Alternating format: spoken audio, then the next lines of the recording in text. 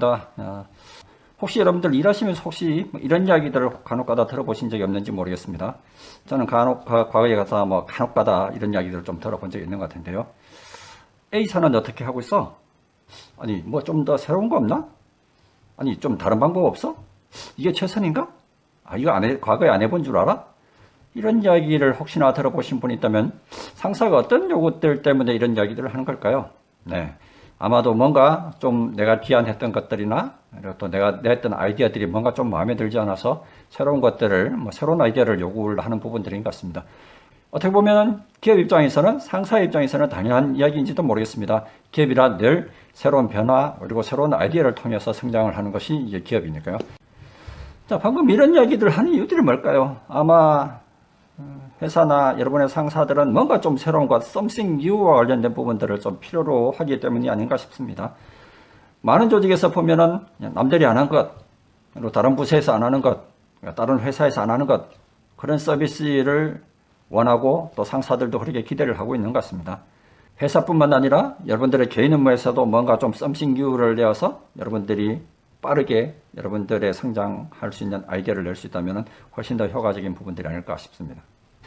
자, 그래서 오늘은 어떻게 하면은 여러분들이 좀 더 좋은 아이디어 그리고 새로운 아이디어를 가지고 상사에게 본인의 역량들을 어필을 할 수 있을까와 관련된 아이디어를 어떻게 하면 좀 더 잘 낼 수 있을까와 관련된 이야기를 좀 드리고자 합니다. 자, 근데 새로운 아이디어를 잘 못 내는 이유가 뭘까요? 여러분들이 잘못일까요? 그렇지는 않을 거라 같습니다. 아마도 여러분들이 새로운 아이디어를 내기 힘들어하는 이유가 크게 보면은 과거에 많은 사람들이 하는 이야기지만 과거 학교 시절에서의 학교에서 배우는 문제점들을 이야기를 할 수 있을 것 같습니다. 우리나라 교육 시스템이 어떻습니까? 여러분 잘 아시는 것처럼 토론식이라기보다는 어떻게 보면 대부분 일방적인 주입식 교육의 산물이죠. 그리고 OX 아니면은 사지선다에서 정답을 맞추는 훈련들을 쭉 받아왔기 때문에 늘상 그렇게 배워왔기 때문에 어떻게 보면은 여러분들이 뭔가 없는 것에 있어서 새로운 아이디어를 내라라고 하면 굉장히 힘들어하고 또 어려워하는 부분들인 것 같습니다.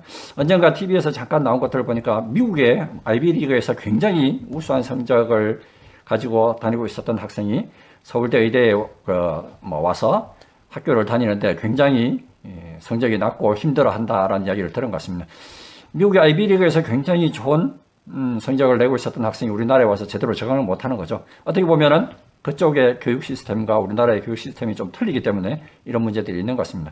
반면 전 세계에서 가장 똑똑하고 그리고 또 많은 부를 가지고 있는 집단이 어디죠? 유대인들이죠. 그래서 유대인들이 어떻게 자녀들을 교육시키나 라는 부분들 여러분들 TV에서도 자주 방송된 것들을 보셨을 거라고 생각합니다. 어릴 때부터 해서 토론식으로 해서 탈무드를 생활의 지혜들을 가르치는 부분들이 있는 것 같습니다.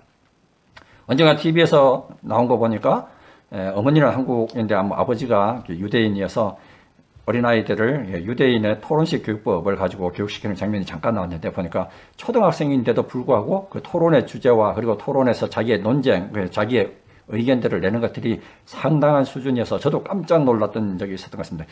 저도 그렇게 감히 생각하지도 못했던 문제들을 토론에서 그 어린아이가 자기의 의견들을 명확하게 밝히는 것들을 보고 이래서 유대인들이 다르구나라는 그런 생각들을 좀 했었던 적이 있었던 것 같습니다. 자, 두 번째 학교 시스템 여러분들이 아마 그렇게 배워왔던 첫 번째 문제들 외에도 두 번째 우리나라의 조직 문화와 관련된 부분들일 수도 있을 것 같은데요.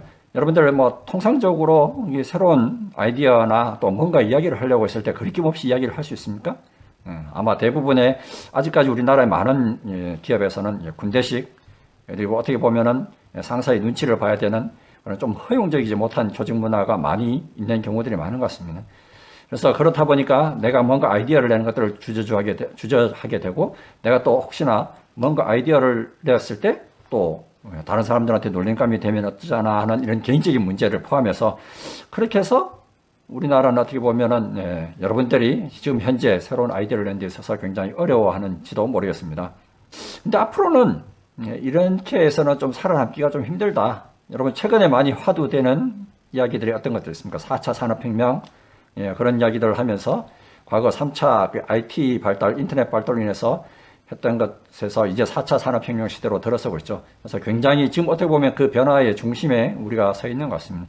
그래서 최근에 많이 들리는 말들 보면 빅데이터 하니, 또 뭐죠, 이제 VR이니, ICT 융합이니, 또 사물 인터넷이니 이런 이야기들을 많이 하고 있는 것 같습니다. 어떻게 보면 앞으로 과거에 전통적으로 인류가 해왔던 많은 영역들이 사라지고 새로운 직업 그리고 또 새로운 일하는 형태들이 새로 등장할 것 같습니다. 그 이제 변화의 와중에 우리가 현재 처해 있는 것 같고요.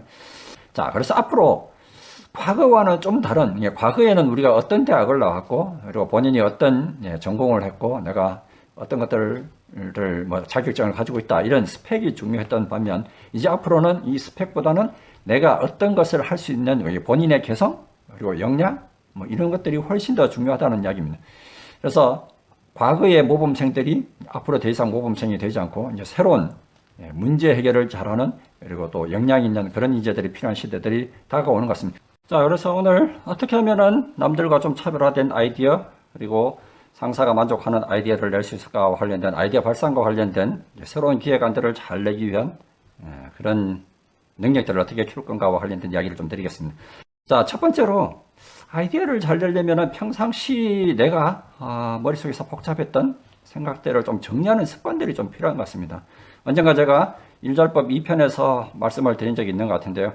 아웃풋 지향적으로 일하라 해서 블랭크 차트 같은 것들을 활용해서 어떤 일들을 시작하기 전에 최종 결과 이미지를 생각하면서 미리 전체 모습들을 한번 그려보는 것, 이런 것들이 굉장히 중요하다고 말씀을 드린 적이 있는 것 같은데요.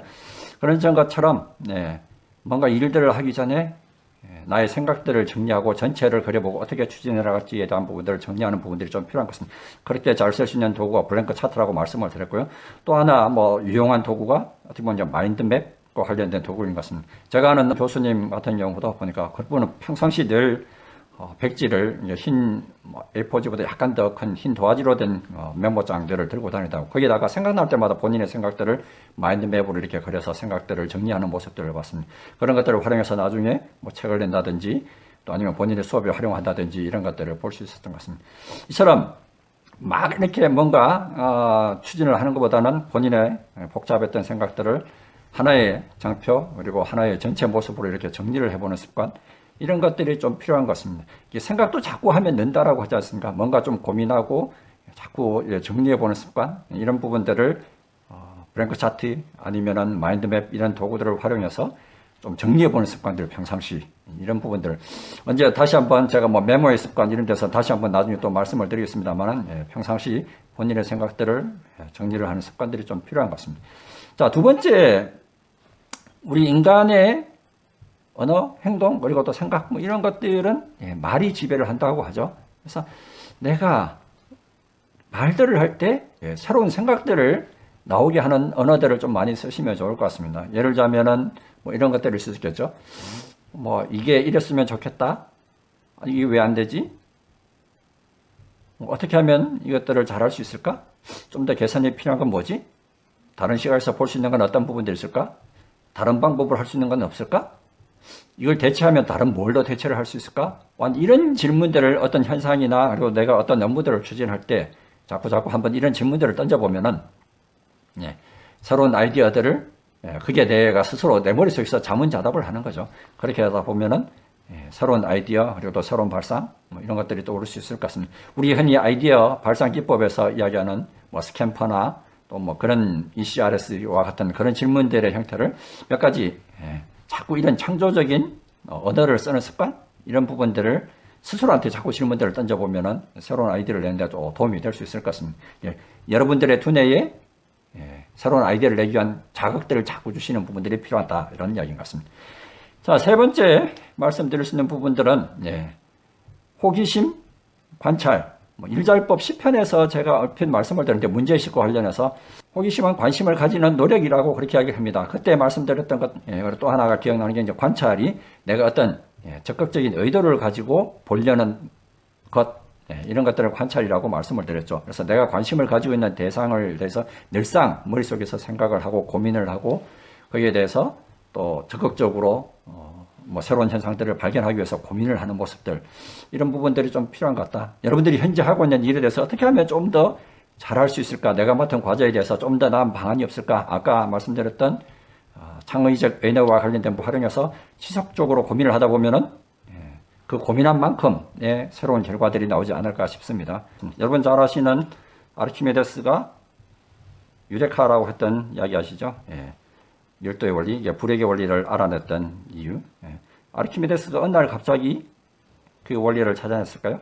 아니라고 생각하죠. 그냥 평상시 왕에게 어떤 지시를 받아서 고민을 하다 보니 목욕탕 물에 들어왔을 때 그 현상들을 발견하게 된 거죠.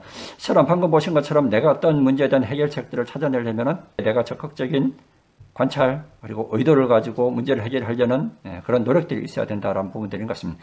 호기심이라고 하는 것들은 내가 관심을 가지고 있는 그 뭔가를 좀 보려고 하는 것, 그리고 관찰이란 건 지난번 시편에서 잠깐 말씀드린 것처럼 내가 적극적인 의도를 가지고 사물을 보는 것이라고 말씀을 드렸습니다. 그래서 내가 여러분들이 하시는 일과 관련해서도 내가 어떻게 하면 이 일을 좀 더 잘할 수 있을까? 좀 더 잘 해결할 수 있을까와 관련돼서 평상시 깊은 고민, 그 고민의 깊이만큼 해결안의 수준도 달라질 거라고 생각을 합니다. 그래서 내가 추진하고 있는 이 과제를 해결하기 위해서 끊임없는 고민, 그리고 거기에 대한 새로운 해결안들을 발생하기 위한 노력, 이런 것들이 더해질 때 새로운 아이디어를 좀 더 잘 낼 수 있는 방법들일 것 같습니다. 자, 네 번째, 뭔가 좀 배우는 부분들이 좀 필요한, 그리고 또 여러분들이 좀 더 많은 체험들을 통해서 아이디어란 것들도 많이 알수록, 그리고 많이 본인이 경험할수록 거기에서 새로운 것들을 응용해낼 수 있는 부분들이 생기는 거죠. 아이디어가 어느 날 하늘에서 갑자기 떨어지는 것들이 아니지 않습니까? 그래서 많은 것들을 경험하고 뭐 책들을 많이 읽어도 좋은 부분들인 것 같고요. 간접 경험이니까. 아니면 그 분야에 대해서 내가 주어진 과제에 대해서 잘 알고 있는 전문가들을 만나서 그 사람과 의견들을 나눠서 그 사람에게 좀 뭔가를 배운다든지 그런 부분들이 필요한 것 같습니다. 그래서 뭔가 내가 관련 있는 주제와 관련해서 좀 생각할 수 있는 시간, 그리고 배울 수 있는 시간, 이런 것들을 많이 가지시면 좋겠다라는 이야기입니다. 하버드의 셀러 카슨이라는 심리학 교수가 우리는 어떻게 하면 창의적이 되는가라는 책에서 했던 이야기가 창의력에서 가장 먼저 필요한 게 흡수라고 그렇게 이야기를 했답니다. 그래서 창의라는 게 어느 날 뿡 떨어지는 게 아니라 내가 새로운 아이디어를 내기 위해서는 뭔가 다른 것에서 좀 많은 것들을 배워드리는 것, 흡수해서 그것들을 통해서 내가 뭔가 좀 새로운 것들을 낼 수 있는 부분들이 필요하다라고 이야기를 한 거죠. 그래서 뭔가 여러분들이 좀 새로운 것들을 배우면서 다양한 경험도 많이 하고 전문가도 만나서 새로운 인사이트를 내는 그런 방법이 하나 될 수 있을 것 같고요. 자, 다섯 번째, 아이디어라는 게 우리 흔히 특히 조직 생활하면서 우리 회의들 많이 하시잖아요. 그 회의의 목적이 뭘까요? 물론 뭐 정보를 전달하기 위해서 모이는 회의들도 있지만 대부분의 많은 회의들 중에서 한 가지 종류가 뭔가 일들을 추진할 때 새로운 해결안들을 찾을 때 상사와도 관련자들이 모여서 어떻게 하면 이 과제를 해결해 나갈 수 있을까에 대한 의견들을 교환하기 위한 장이 회의죠. 그래서 이 회의의 목적 생각해 보시면은 특히나 조직이라면은 나 혼자서 뭔가 이 문제를 해결하기보다는 여러 사람들이 모여서 같이 머리를 맞대면은 훨씬 더 빠른 시간 내에 효과적으로 많은 아이디어를 낼 수 있을 것 같다. 혼자서 고민하는 것보다는 털어놓고 많은 사람들이 같이 고민하다 보면은 훨씬 더 백지장도 우리 맞들면 낫다라고 그렇게 얘기를 하잖아요. 그래서 모든 걸 내 혼자서 책임지려고 하지 말고 새로운 기획안 이런 것들을 낼 수 있는 방법들과 관련된 부분들을 잠깐 짧게 말씀을 드렸는데요. 얼마 전 우리나라에서 최초로 아카데미에서 뭐 사관왕이 맡았던 봉준호 감독이 기생충 시상식에서 했던 말이 있죠. 가장 개인적인 것이 가장 창의적인 것이다. 뭐 그런 이야기를 해서 굉장히 찬사를 받았죠. 여러분도 어떻게 보면 여러분들의 독창적인 아이디어 그리고 여러분들이 생각하는 것들을 적극적으로 상사 그리고 조직에 개진하셔서 여러분들의 아이디어가 현실화되어서 뭔가 좀 되어가는 모습들을 보면 여러분 스스로도 즐겁고 조직도 발전할 수 있는 기회가 될 수 있을 것 같습니다. 여러분들이 좀 더 창의적인 아이디어 그리고 새로운 기획안, 참신한 기획안, 상사의 마음에 드는 한 번에 통과할 수 있는 멋진 새로운 아이디어를 가지고 승승장구하는 여러분들이 되시기를 바라겠습니다.